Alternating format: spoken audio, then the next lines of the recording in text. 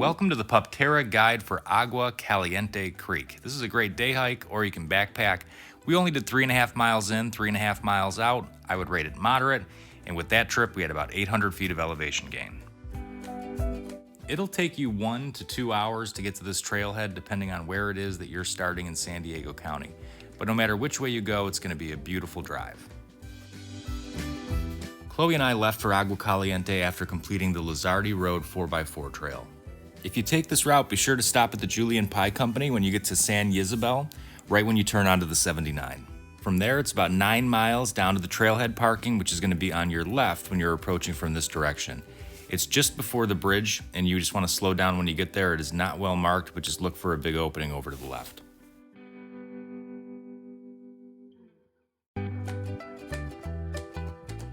At the beginning of the hike, you can either cross the road or you can stay on the same side of the road and walk a faint trail along the side of the bridge, and that'll take you down to the creek.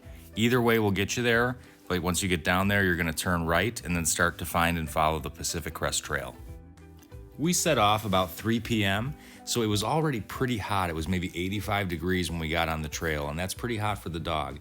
So I was happy about a half mile in, we had our first spot where we could sit under a tree and enjoy some shade. And because this is part of the Pacific Crest Trail, you can really make this trip as long or as short as you want. At about 1.2 miles, there was a really nice camp spot right along the creek. If I were to go back again and wanted to do a very easy hike with little elevation gain, I would stop here and set up camp. Shortly after you pass that first camp spot, you are going to get to your first creek crossing. And it's a little bit difficult to tell that the trail crosses the creek, so just keep your eyes out and make sure that you know, very shortly after that site, you will be crossing. The next 1.5 miles after that creek was surprisingly challenging in the middle of the day with full sun. You gain about 500 feet of elevation over the course of maybe a half of a mile, and there's lots of little ups and downs as you go along, so just be sure you bring a lot of water and take your time. It was on this section of the trail that Chloe let me know she found a little critter, and it was a Blainesville horned lizard, which was a really cool guy to look at. And he was just sitting there chilling. When you get to this spot, this was the part where I was hoping that it was going to continue going downhill, and it is. With 1 mile left to go before you get to the creek again, it starts to descend. We decided to set up camp shortly after we got to the creek for the second time.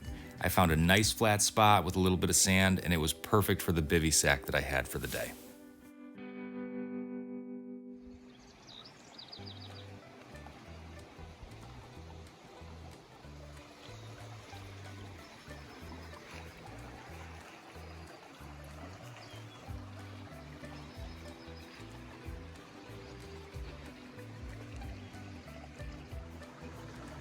Once we got down there and set up camp, we just spent the day playing in the creek. It's really nice at this section. You can walk up and down the creek bed for a little bit. The bugs really aren't all that bad during the day, and at night they almost went away entirely. After a long day doing a 4x4 off-road trail, hiking, and playing by the creek, Chloe was pretty tired. Started a very small, self-contained fire, which in the Cleveland National Forest you're not supposed to do, but just relaxed a little bit. Met this little guy who came right up next to the bivy sack when I was about to get in, and then just went to bed. First thing in the morning, woke up, made some breakfast, had some coffee, and then we were off on the trail. We left about 7:30 a.m., which was a great time. Chloe was ready to go and wanted to show me the way to get out of there. These 3.5 miles getting back seemed way easier than they did getting out there, but that's probably because we were well rested and we left when it was cool first thing in the morning. Now, I typically don't use trekking poles when I'm just walking around, but I do keep 1 or 2 on me depending on where I'm going. And for this trip, I would recommend having them. When you do the creek crossings, it helps quite a bit. And then just stabilizing yourself on some of those loose rocks on a relatively steep incline also helped as well. Overall, I would highly recommend this trip if you're looking for a quick day trip or an overnight backpacking trip. For a quick and easy outing, stay at that one spot that's 1.2 miles in. If you want something a little bit more challenging, you can take the Pacific Crest Trail as long as you would like. Main suggestion is just to avoid the midday sun, and we brought about 4 liters of water for myself, 2 liters of water for the dog. Now let's talk a little bit about gear. So you can bring whatever you want on this trip because you'd make the trip as long or as short as you want.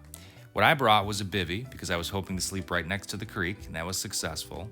I brought my big backpack with the 65-liter Atmos, made sure I had a good harness for the dog, which I usually always bring because you never know what you're getting into. Good sturdy pair of shoes. If you're hiking in this area, you're likely going to see rocks. And then make sure you have a warm sleeping bag, especially if you're sleeping in a bivvy. And that's all we have for the review of the Agua Caliente hike. It was a great trip. Whether you decide to make it a day trip, just go out 1.2 miles and do a short backpacking, or take it as long as you want on the Pacific Crest Trail, I'm sure you'll have a good time. Thanks for watching.